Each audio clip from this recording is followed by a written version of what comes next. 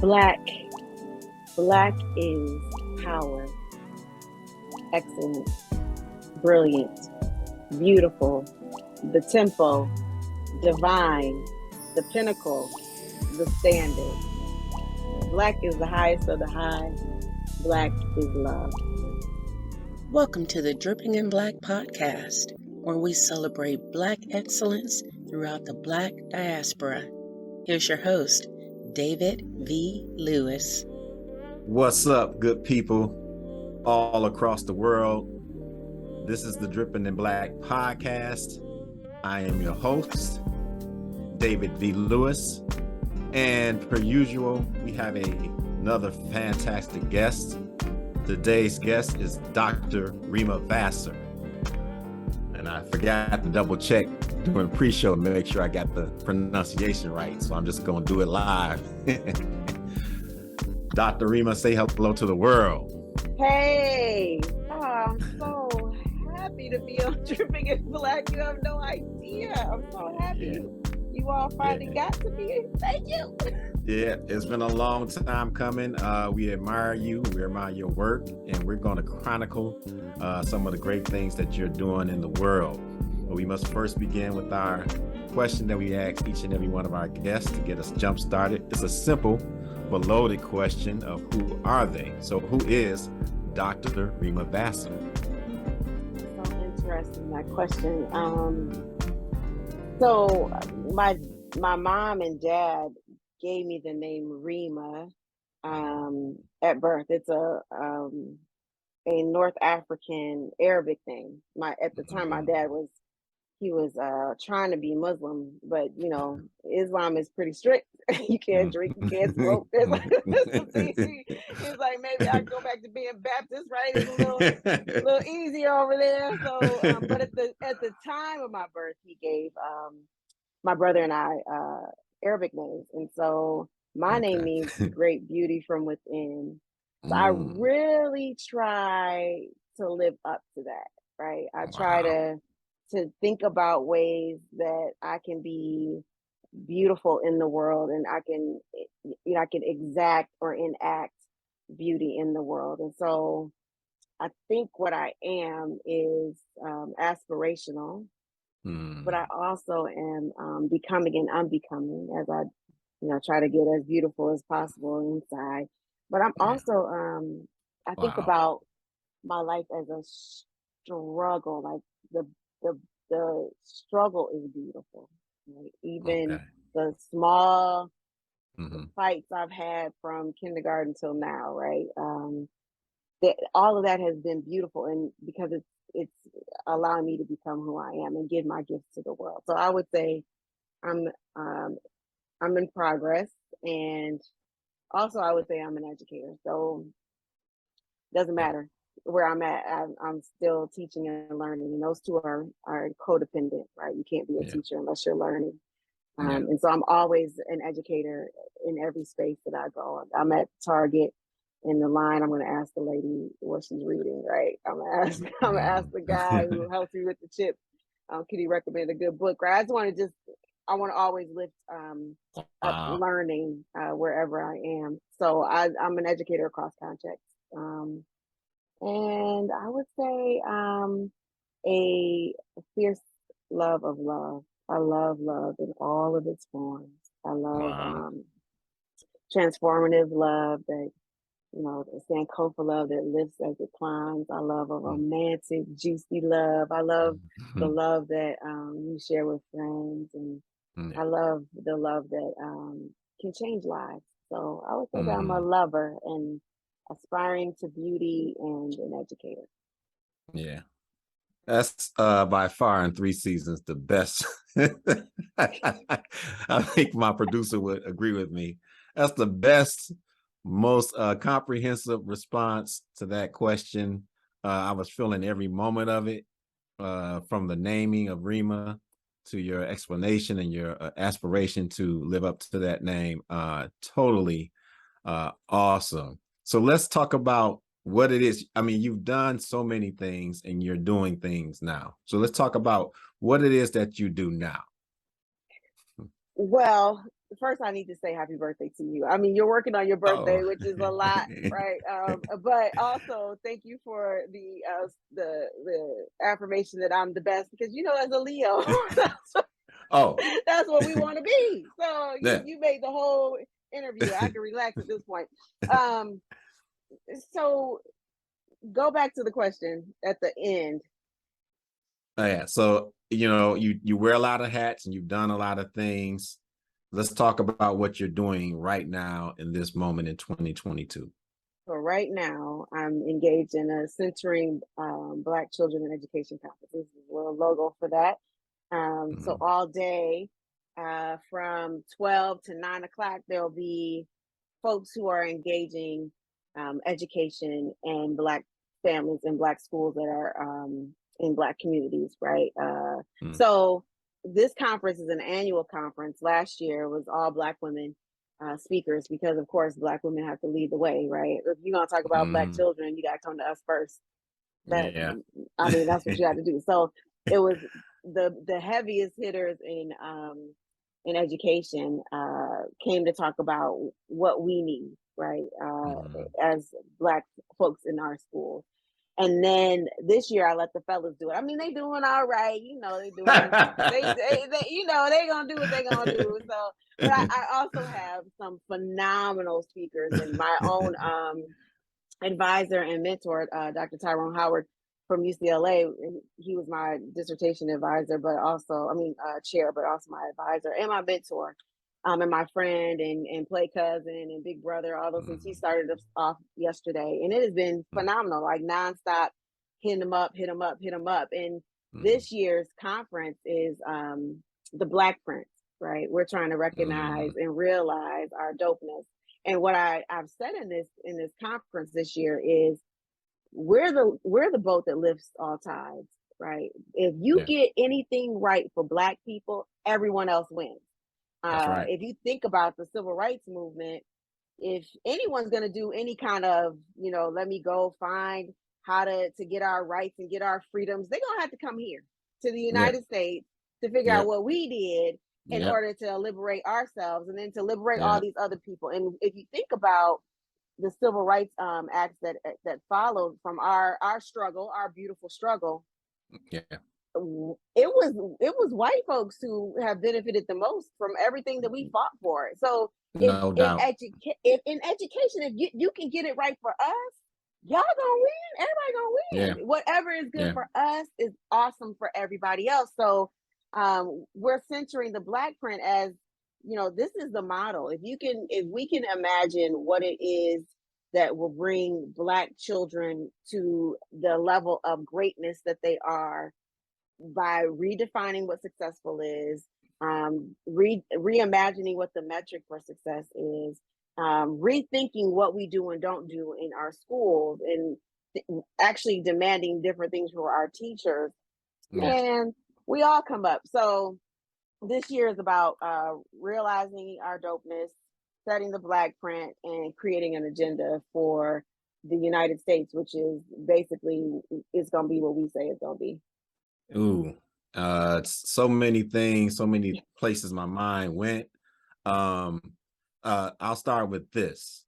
So it's a great task ahead of you.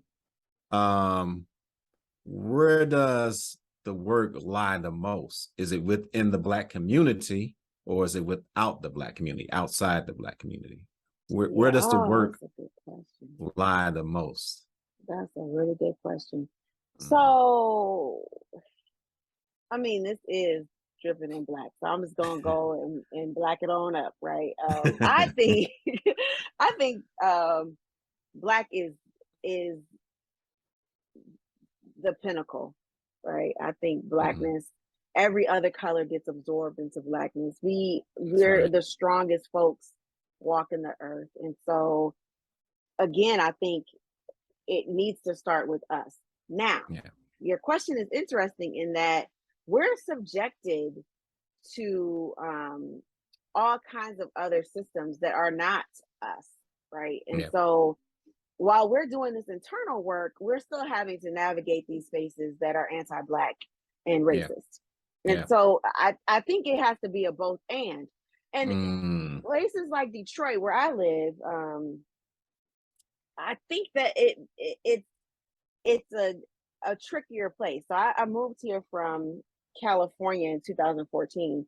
Mm. And I expected the teachers and the principals and the administrators to love Black children. I just expected that. Mm. Like, if you know, like I know how dope we are, Yeah. you love these people. You love your communities. You love Yeah. your families. You love your children and your buildings. You respect the folks you're serving. Yeah, no, not so much, because Mm. internalized racism is a hell of a drug, and we're Yeah. all steeped in whiteness and white supremacy in ways that we're not even aware of. And so Yeah. coming to this space, you'd have to explain why. There's the studies show that if you have a Black woman teacher, you're 12 times more likely to go to college. It doesn't matter what your race is. You're 12. So then, how do you explain the outcomes that we're having in Detroit, right? Because anti-Black racism is there Yeah. institutionally, systemically, within the Yeah. curriculum, within the teaching pedagogical choices, and within our discipline practices, right? And so Yeah. in Detroit, where I do a lot of my work, I do a lot of leadership development. So most of this project is figuring out who you are as a leader so that you can know first your blind spots and your biases so that you don't necessarily inflict pain on others, but know also, and more importantly, your skills and your gifts and talents that you want to impart, right? So a lot of this is leader know thyself, and the better coaches are the people who know their strengths and their weaknesses. So I have a student activist group. I take aspiring leaders and current principals, and we discuss what equity and inclusion and justice looks like for Black school communities. And so I'm doing that work in Detroit with Black folks around anti-Black racism, right? And so, and it's not like we're not infected. We're infected with it as well. But I also do this work in Muskegon Heights, where my dad is from. I'm traveling back to my hometown tomorrow to Sturgis, Michigan. It's on the west side, the southwest side. Yeah, I was in Paris. I was in Paris once, and I met somebody from Michigan there. And I was like, "Oh, how are you?" So you do the whole thumb thing, and it's where I'm from.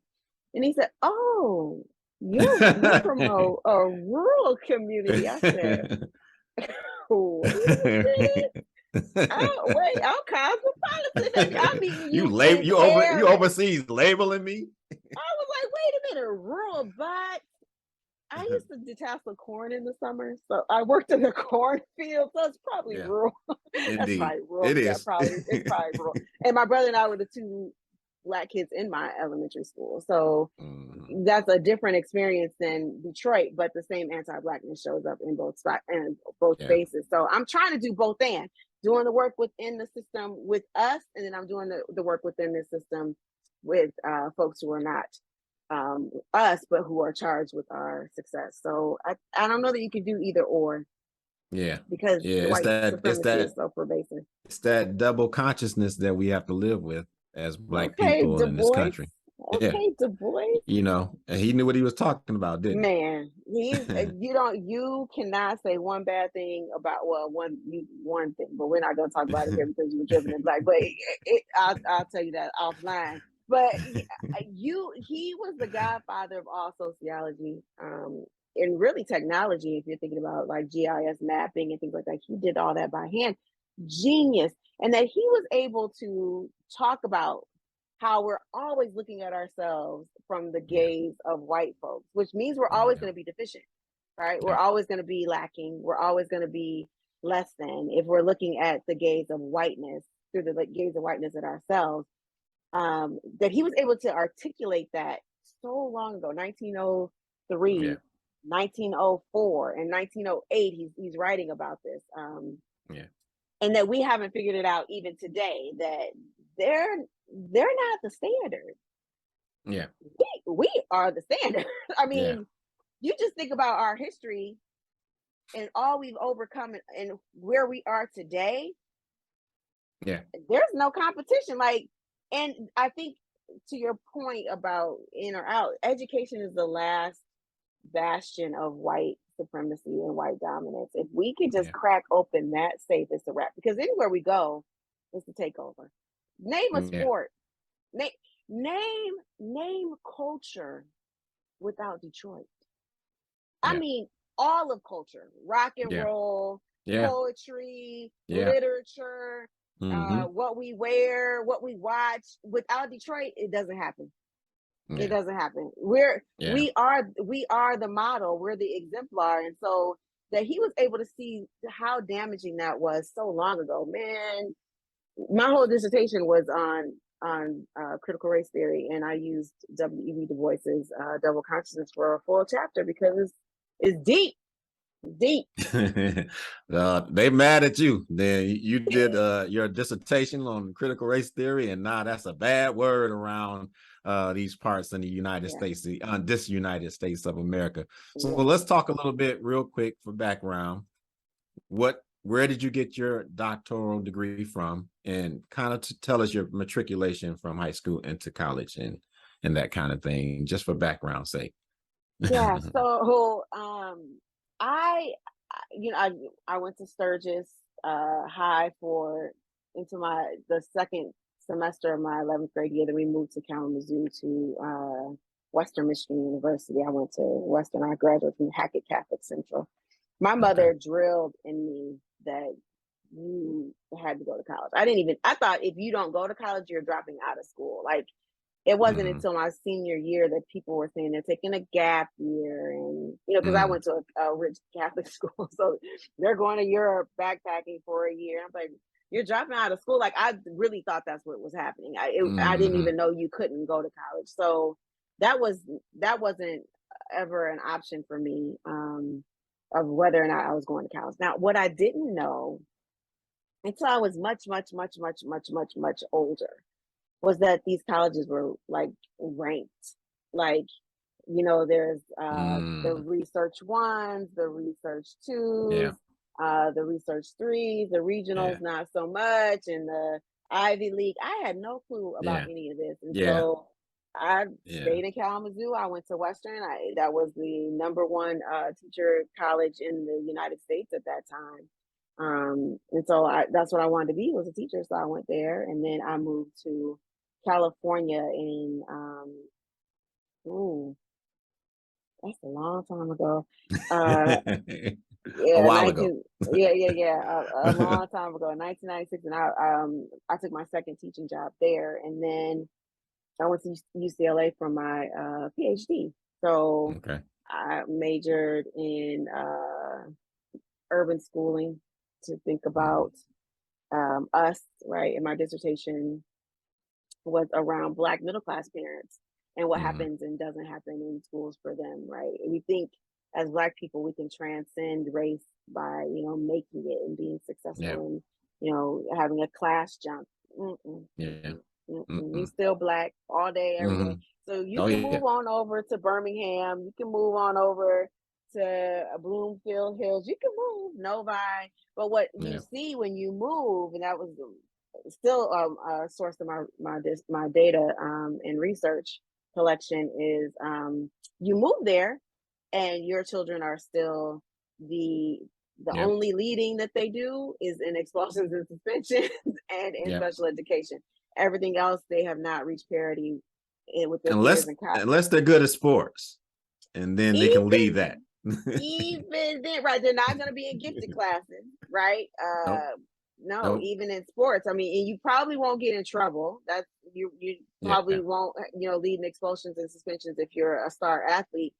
But if you just a regular old middle class Black child trying to go over there and get a better education, you should probably just Yeah. stay where there's some kind of cultural continuity, which is in Detroit. Yeah. But we chase whiteness. We do. Yeah. Yeah. It's so much to talk about. I mean, and as an educator, I'm faced with Black kids, predominantly, Yeah. and the lack of understanding the value of being educated. Right. Mm-hmm. It's a challenge we have in our community. And so where do we begin and I'm kind of just going off here. I don't know if I'm asking Mm-hmm. the question, but Mm-hmm. this is something I've been talking about for a while now. Where do we begin to address that issue? Because part of my question about where does the work begin within our community or outside of our community, and it, like you said, it's a both and, but our community, you hear, I don't like the conspiracy theorists of these structures are in place, and it's like you can't win if you take on the belief of the conspiracy theorists, and I don't believe in that. I believe that we are able to overcome these systems, but we first have to get our house in order, right? We have to take things that need to be taken serious. We have to value things that are there for us to value and value them as such. And so that's the biggest challenge to me, is educating our kids and them understanding the value of being educated. So that's the end of my Yeah, so I think this is a tough question, right? Because I think Mr. Smith was in some of the sessions today, and yesterday we talked about this as well. This idea that there's children who, I'll go back to Detroit. There are children who go to school every day, don't see themselves in the curriculum, see themselves getting sent out of class, while their peers are not necessarily being sent out, being disrespected with metal detectors and illegal searches, right? And knowing that that doesn't happen in other people's communities. Mind you, we're not the ones going around shooting up spaces.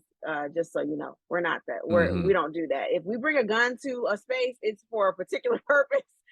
No Usually doubt. for one person, right? Like, we're not just coming to spray up everybody. So while we're being subjected to this policing is still steeped in race and racism. So if you don't feel valued in a space, how do you then value what's being served at that space?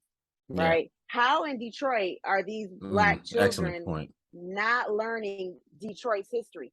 Detroit's history is world history. Just think about the labor movement here, right? If you think about the unions here, if you think about the automotive industry, how are you not teaching Black children about Detroit? That's crazy.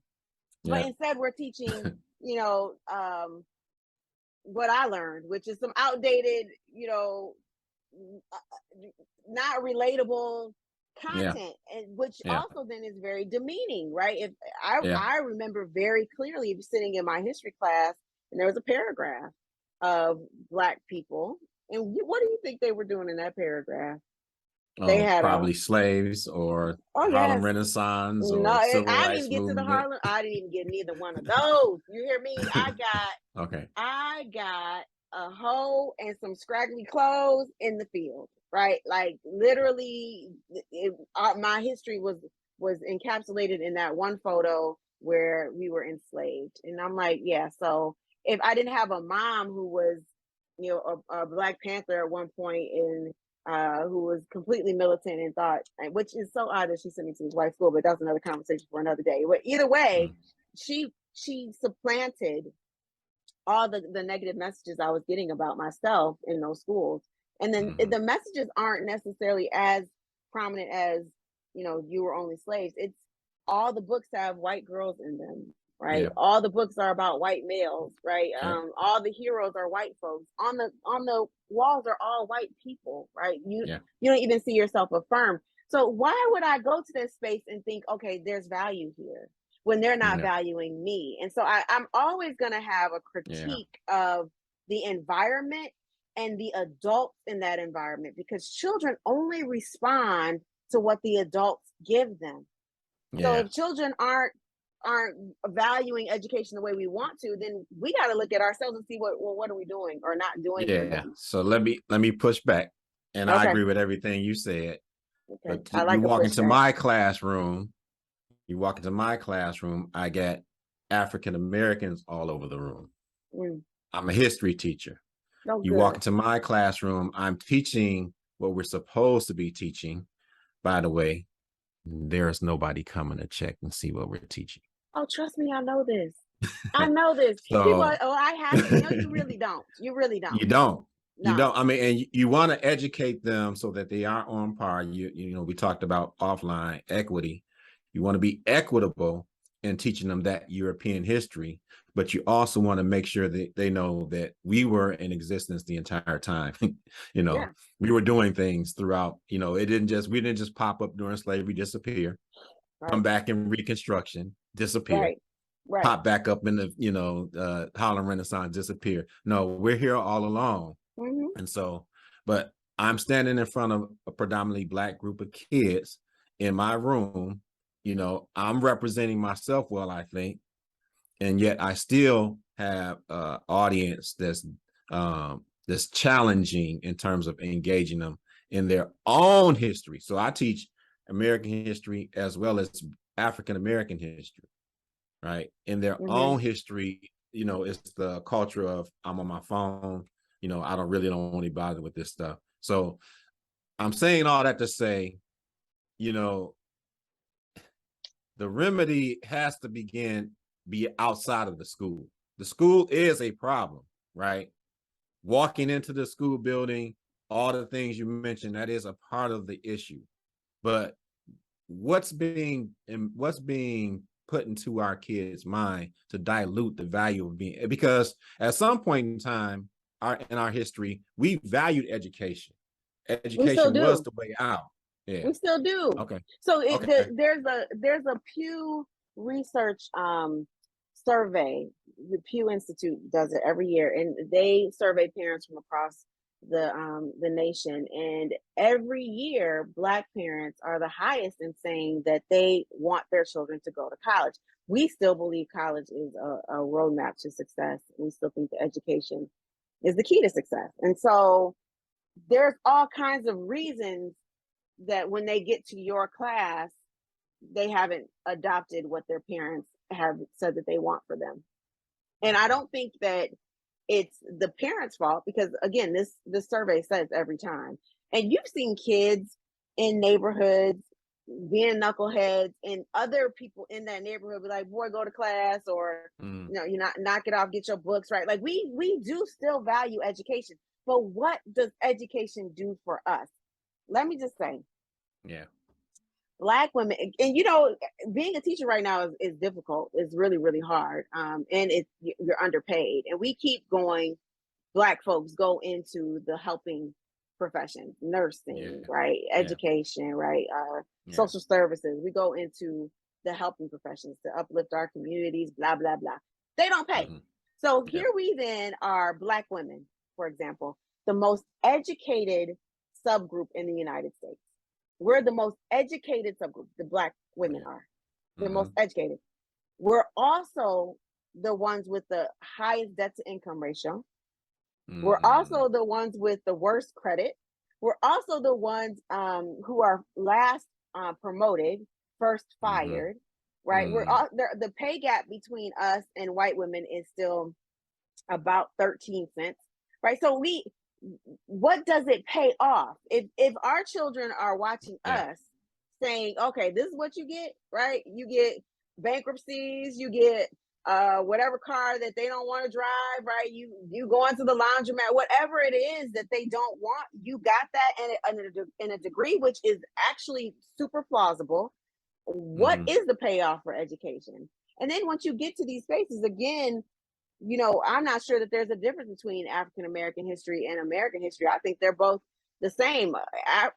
Black history, to your point, if you're talking about George Washington, we were there. If you're talking about Thomas Jefferson, we were there. Like, Black people have been written out of the narrative, but That's we were true. there from the time that there was a there to be, right? And That's right. so, like, literally, we started this whole situation in the motherland. There wouldn't be none of y'all without us, right? And That's so facts. to write us out is really incredible, and then to add us back in with an African American History Month, you know, February, which is an insult, right? That is the shortest month and the coldest month, and they know we like to barbecue and be outside.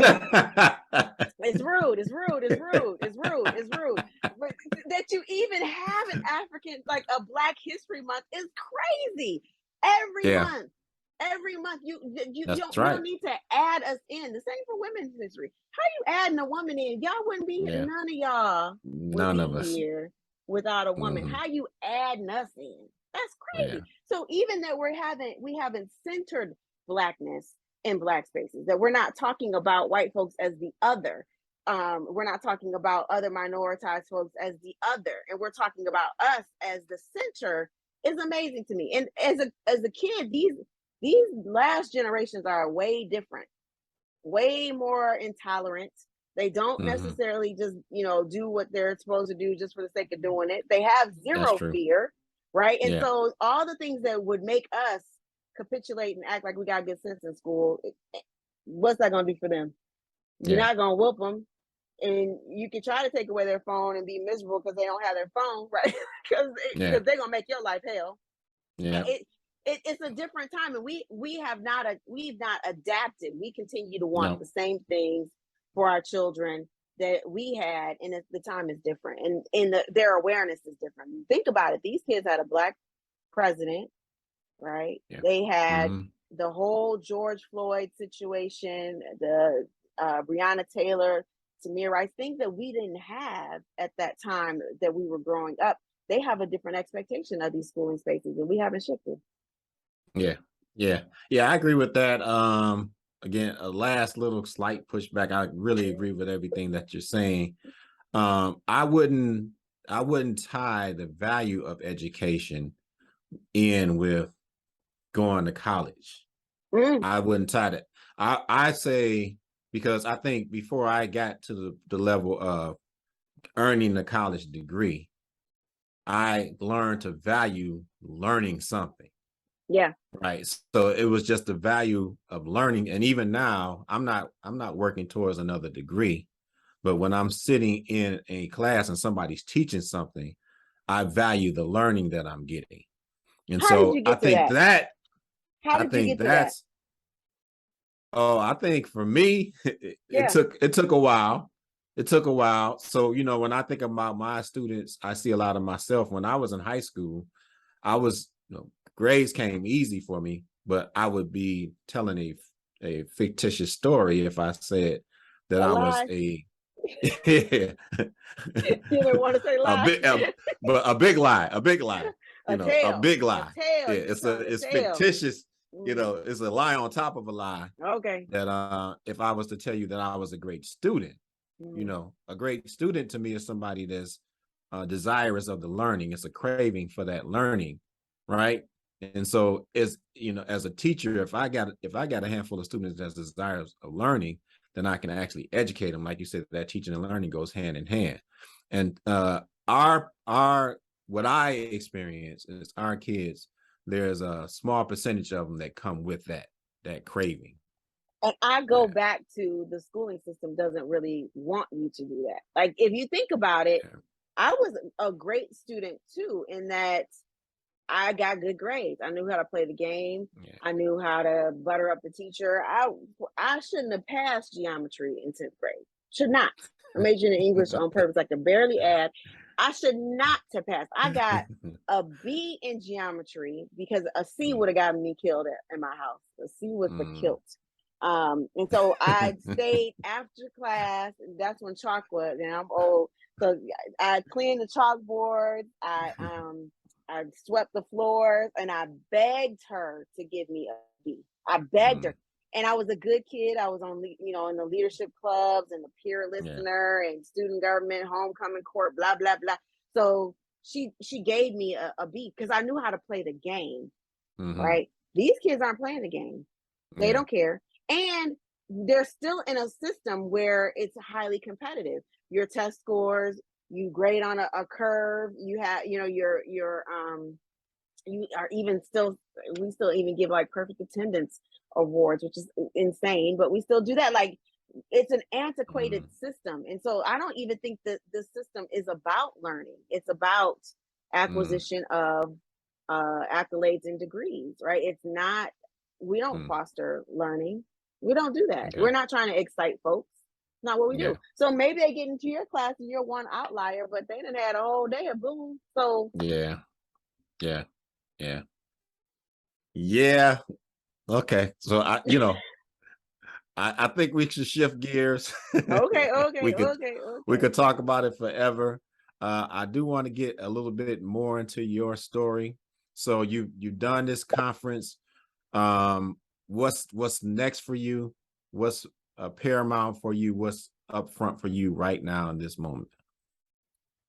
So I'm thinking, it's this is an interesting question too, because several times throughout my career, um, I've been told to tone it down, right? Like, you're not going to get invited if you talk about racism, or you're not going to get invited when you talk about white supremacy. They're not going to have you back.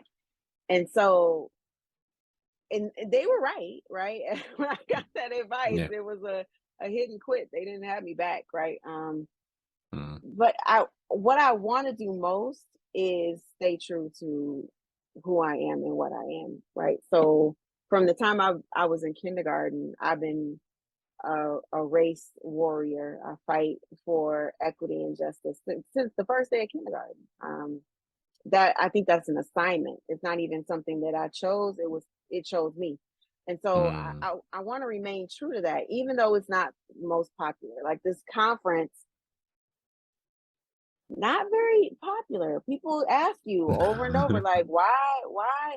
And they say it so crazily to me. It's crazy. Well, why are you just talking about black kids? Like, why wouldn't you? So we don't, and I don't want to say that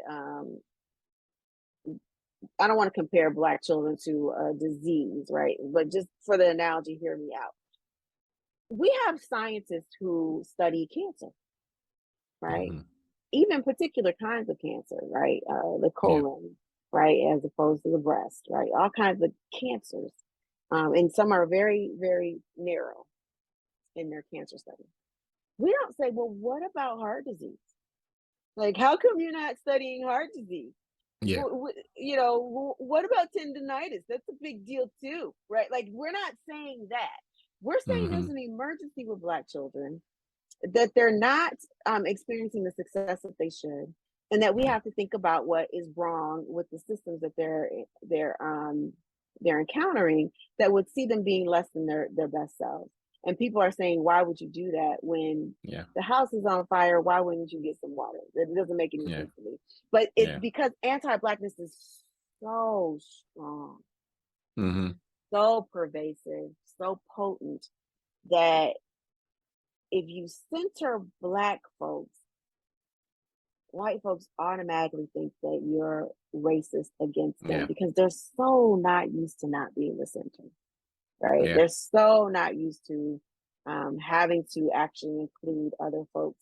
But certainly, if you not just include other folks, but then focus on other folks, there's something wrong here, particularly black children, which are pretty much disposable in our society. So my next Yeah. step is to ride it out. I mean, sure, will I not get some gigs? I don't know. I mean, I'm sure I'm not getting gigs now, because they're like, yeah, she's too black, she's too strong. She always talking about, all this blackity black stuff, and we don't feel comfortable. Okay, if you have me one time, I'm going to tell the truth, and Yeah.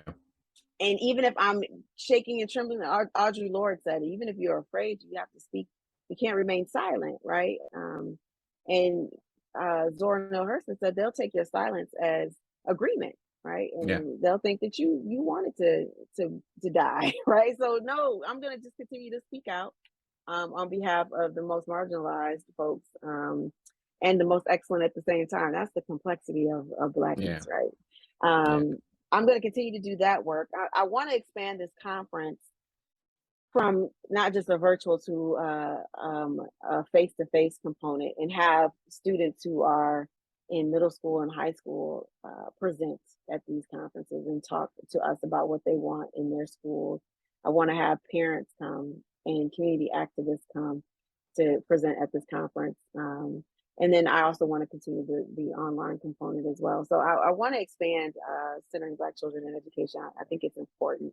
I want to start a journal that would center Black children in all facets of education. And so I want to grow that.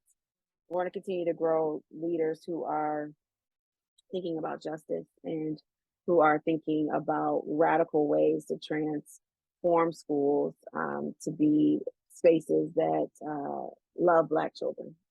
Mm-hmm.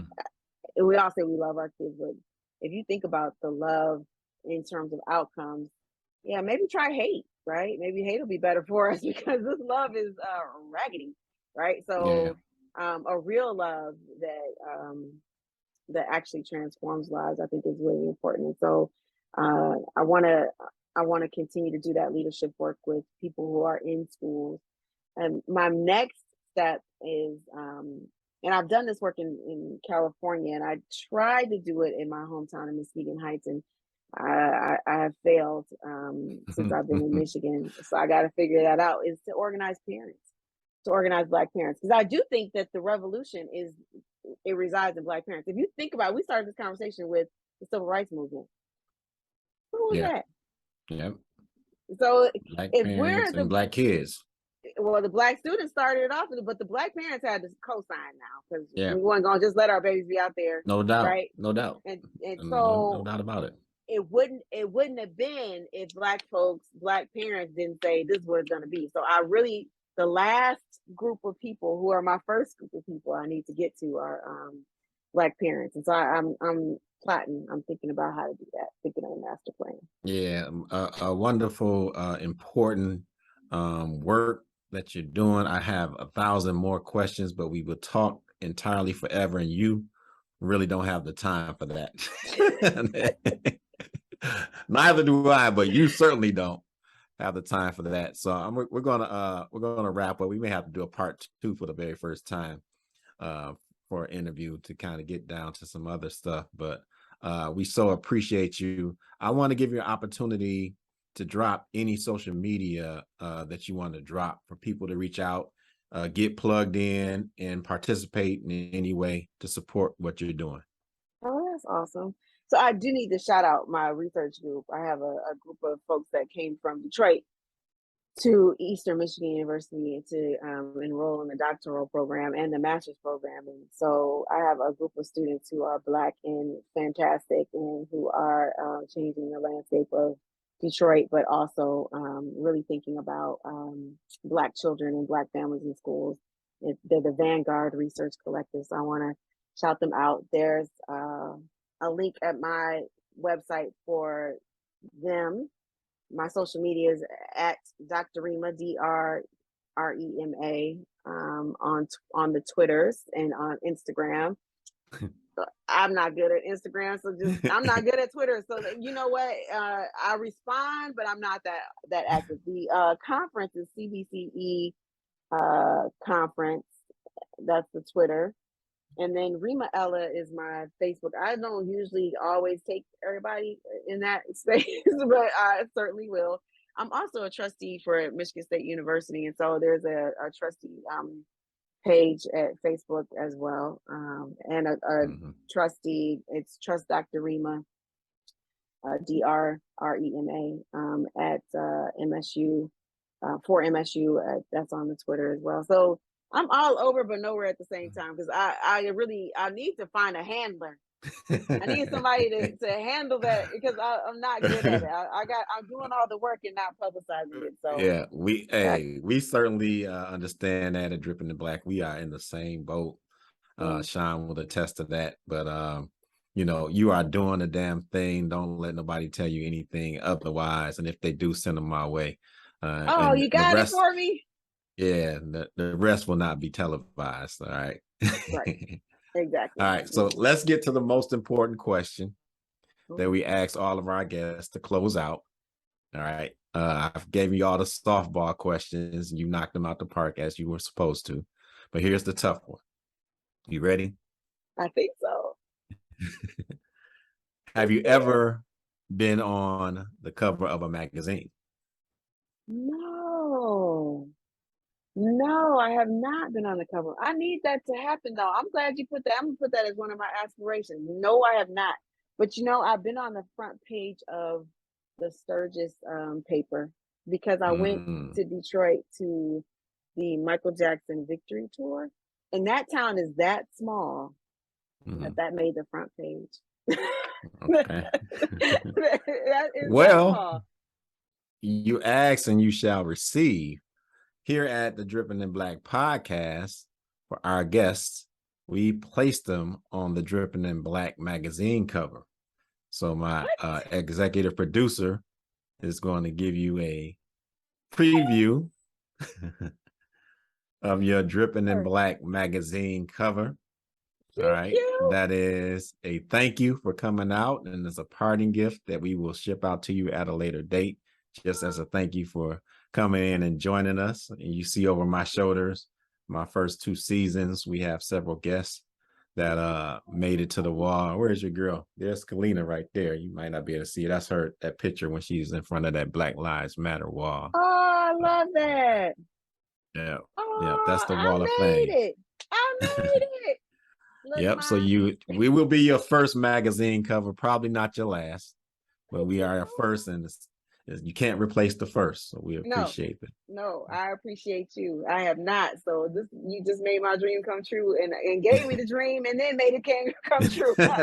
This is the bomb. This is what Black people do, though, right? They gonna give you the dream and help you fulfill it, child. I love it.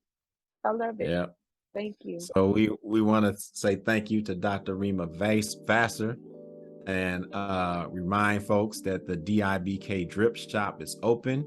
In the Drip Shop, you can find Dripping in Black paraphernalia and merchandise. So feel free to go to dibkdripshop.com for that. But thanks again to Dr. Rema Vassar. I don't know why I'm messing your name up at Just the say end. Dr. Rema. Just drop off the Vassar. Just drop it. Okay, Dr. Rema for joining us. And we will do much more together. I'm looking forward to talking to you offline and seeing how we can connect what you do with some of the schools that I'm in touch with. I would. All right, but thanks again for coming out. Well, thank you. Up next on Dripping in Black podcast is award-winning podcaster and entrepreneur Dominic Lawson. Exactly, because you know somebody can be scholarly, but like don't let these degrees fool you. You can go get hood real quick. You know what I mean? But I think that is the beauty of us as a people, is that we are not a monolith. We are not, and so when you go into spaces that that are people who don't look like us, sometimes you have to remind them of that. Not necessarily in a when keeping it real goes wrong type of way, but sometimes you have to tactfully remind people that, like, look, this is I checked multiple boxes, and because all of my as my friend Anna Deshawn would say, all my identities matter. They all matter. Whether it be no matter which box you want to put me in. So but it was just interesting when you said that.